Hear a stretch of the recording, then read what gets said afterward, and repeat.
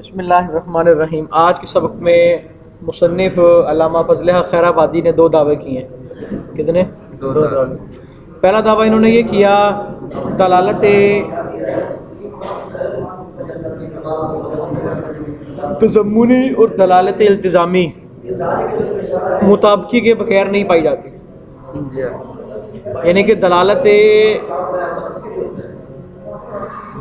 تضمنی جہاں ہوگی وہاں دلالت مطابقی بھی ہوگی، جہاں دلالت التزامی ہے وہاں دلالت مطابقی بھی ہوگی،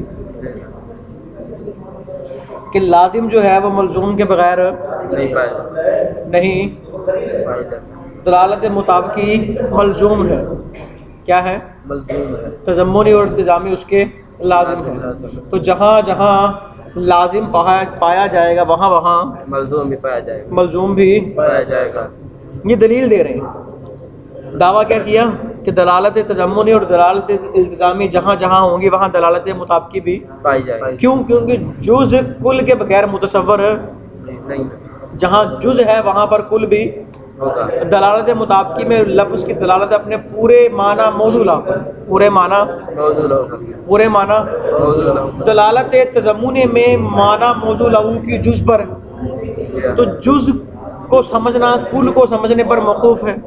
جب تک کل نہیں ہوگا تب تک، جب تک معنی موضوع له پورا نہ ہو تب تک اس کا جز بھی نہیں، پورا ہوگا تو یہ تو دلالت تضمنی کے لیے دلالت مطابقی کا پایا جانا کیوں ضروری ہے؟ کیونکہ جز کل کے بغیر اور دلالت تضمنی جز ہوتی ہے دلالت مطابقی کی، اور دلالت التزامی یہ دلالت مطابقی کو لازم ہوتی ہے۔ انسان کی دلالت قابل علم ہوگا، جب تک انسان نہیں ہوگا تو قابل علم کون ہوگا؟ جب سب سے پہلے قابل انسان پایا جائے گا، مطابقی پائی جائے گی، حیوان ناطق پایا جائے گا، پھر ہی تو کہیں گے نا یہ قابل علم ہے۔ لازم جہاں ہوگا وہاں ملزوم بھی ہوگا، اسی طرح تابع جہاں ہوگا وہاں مطبوع بھی ہوگا۔ پہلا دعویٰ سمجھ آیا؟ تضمنی التزامی کے مطابقی کے بغیر نہیں پائی جاتی۔ کیوں؟ کیونکہ تضمنی مطابقی کا جز ہے اور جز کل کے بغیر نہیں آتا۔ التزامی بھی مطابقی کے بغیر نہیں پائی جاتی۔ کیوں؟ التزامی مطابقی کو لازم ہے اور لازم ملزوم کے بغیر نہیں آتا۔ دوسرا دعویٰ کہتے ہیں جو مطابقی ہے نا، کیا ہے؟ مطابقی ہے، کبھی کبھی جو دلالت مطابقی ہے وہ ان دونوں کے بغیر ہوتی ہے، کبھی کبھی، ہاں، یعنی کہ دلالت تضمنی ہے مطابقی نہ ہو یہ نہیں ہو سکتا، دلالت التزامی ہو مطابقی نہ ہو یہ نہیں ہو سکتا۔ ہاں، دلالت مطابقی ہو اور تضمنی اور التزامی نہ ہو یہ ہو سکتا ہے، یہ ہو سکتا ہے۔ کیوں؟ کیونکہ جائز ہے کبھی کبھی لفظ کو وضع کیا جائے ایسے معنی بسیط کے لیے جس کی جز نہ ہو، کبھی کبھی لفظ کو وضع کیا جاتا ہے ایسے معنی کے لیے جس کی جز بھی نہ ہو اور اس کا لازم بھی نہ ہو، جس کی جز بھی نہ ہو اور اس کا یہ دعویٰ کیا، اور دعوے پہ کیا دی؟ دلیل دی کہ کبھی کبھی لفظ کو وضع کیا جاتا ہے ایسے بسیط معنی کے لیے جس کی جز بھی نہیں ہوتی اور اس کا لازم۔ اب امام رازی کا اعتراض ہے، امام فخر الدین رازی کہتے ہیں، انہوں نے کہا تھا بھی آپ وہ ان کا اعتراض ہے کہ ہم یہ تسلیم ہی نہیں کرتے کہ کوئی ایسا لفظ ہو جس کا لازم نہ ہو۔ اگر کوئی بھی لفظ ہے، کوئی بھی لفظ کم از کم اس کا یہ لازم تو ہے نا کہ یہ اس کا غیر نہیں۔ مثلا میں نے کہا یہ پین ہے، یہ کیا ہے؟ پین ہے۔ چلو اس کا لازم اور کچھ نہیں، اس کا لازم اور کچھ نہیں، چلو اس سے اس کا لازم ہے کہ نہیں، لکھے نہ لکھے وہ الگ بات ہے، لیکن کم از کم اس کو یہ چیز تو لازم ہے نا کہ یہ پین کے علاوہ اور کچھ نہیں ہے، اسے یہ تو لازم ہے نا کہ لیس غیر، یہ اس کا غیر نہیں ہے، یہ اس کا غیر نہیں۔ آپ دکھائیں کوئی ایسا لفظ جس کا کوئی لازم نہ ہو، کوئی بھی لفظ ہے کم از کم اس کا یہ لازم ہے کہ جناب یہ اس کا غیر نہیں ہے، یہ پین ہے نا، یہ جناب پینسل نہیں ہے، یہ ربڑ یا شارپنر یا فٹا نہیں ہے، یہ پین ہی ہے، تو یہ اس کو لازم ہے۔ تو جناب علامہ فضل کہتے ہیں بھائی جان حضرت ہماری لازم سے مراد وہ نہیں جو آپ لے رہے ہیں، ہماری لازم سے مراد ہے وہ لازم بین مراد ہے، لازم بین مراد ہے کہ جس ملزوم الیہ سے جس کی طرف ذہن منتقل ہوتا ہے۔ مثلا آپ کو کہوں یہ پین ہے تو اس سے ذہن جس کی طرف منتقل ہوتا ہے وہ اس کے لکھنے کی طرف ہوتا ہے، اس بات کی طرف منتقل نہیں ہوتا یہ پین ہے تو لہذا پین کا غیر نہیں ہے۔ آپ جس لازم کی بات کر رہے ہیں وہ لازم ہے غیر بین ہے، وہ لازم ہے، اور ہم نے جو بات کی وہ لازم بین کی، یعنی کہ کئی ایسے لفظ ہیں جن کے لازم بین نہیں ہے، جن کے لازم بین نہیں ہے، کئی ایسے لفظ ہیں جن کے لازم بین نہیں ہے۔ سمجھ آئی؟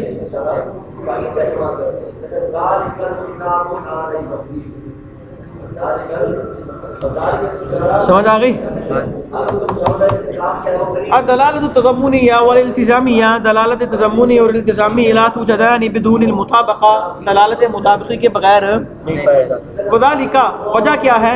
لأن الجزء، کیونکہ جز لا يتصور بدون الکل، کل کے بغیر متصور نہیں، وقد لازم بدون الملزوم، اسی طرح لازم ملزوم کے بغیر متصور، والتابع لا يوجد بدون المتبوع، اور تابع متبوع کے بغیر نہیں پایا جاتا۔ والمطابقۃ، اور دلالت مطابقی، قد توجد بدونہما، ان دونوں کے بغیر کبھی کبھی پائی جاتی ہے، لجوازی، کیونکہ جائز ہے، ان یودع اللفظ، لفظ کو وضع کیا جائے، لمعنی بسیط، ایسے بسیط معنی کے لیے، لا جزء لہ، جس کی جز بھی کوئی نہ ہو، ولا لازم لہ، اور نہ اس کا کوئی لازم ہے۔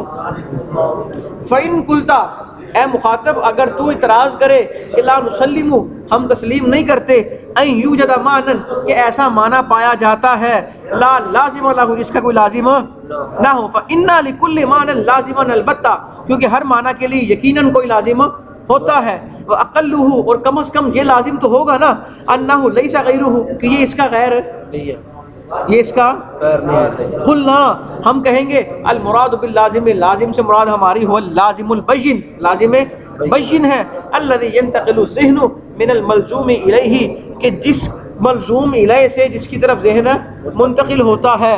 آگے کیا لفظ لکھا ہے؟ وقولک، وقولک لیس غیرہ، اور آپ کا کہنا لیس غیرہ، لیس من اللوازم البینہ، یہ لازم بینہ میں سے نہیں ہے۔ لأننا، کیونکہ کثیرا ما نتصور المعانیہ، کئی مرتبہ ایسا ہوتا ہے ہم معانی کو تصور کرتے ہیں لیکن ہم غیر کے معنی کے لیے، غیر کے معنی کا لحاظ نہیں رکھتے۔ فضلا چھ جائے کہ ہم کہیں ان کونہ لیسا غیرہ، یہ اپنا غیر نہیں ہے۔ کئی مرتبہ ایسا ہوتا ہے کہ ہم جناب معانی کا تصور کرتے ہیں اور اس معنی میں کسی اور معنی کا احتمال نہیں رکھتے، ہمارا ذہن ہی نہیں جاتا کہ اس کے اندر یہ معنی بھی شامل ہو سکتا ہے، اس کے اندر یہ معنی بھی شامل ہو سکتا ہے۔ ہم تو اس بات کا لحاظ نہیں رکھتے۔ تو چہ جائے کہ جناب ہم اس چیز کو مد نظر رکھے کہ جناب یہ پین ہے تو لہذا اس کا غیر نہیں۔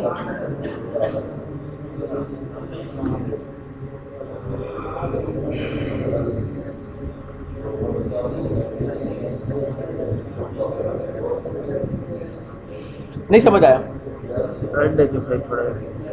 وہ کہہ رہے ہیں کئی مرتبہ ایسا ہوتا ہے لا یخطر ببالنا، ہمیں پرواہ نہیں ہوتی، معنی الغیر، غیر کے معنی کی، غیر کے معنی کی پرواہ نہیں۔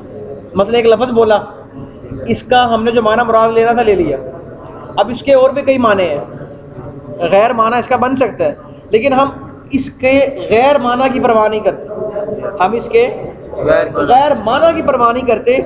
چہ جائے کہ جناب ہم کہیں کہ یہ اپنا غیر نہیں ہے،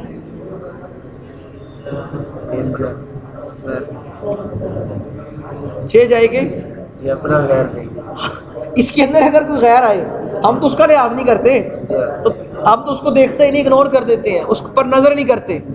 چھ جائے کہ جناب ہم اس کو کہیں کہ یہ اپنا غیر خود نہیں ہے، ہوگا تو ہم کیا کریں، ہم تو توجہ نہیں دیتے اس بات کو۔ چھ جائے کا مطلب سمجھتے ہو؟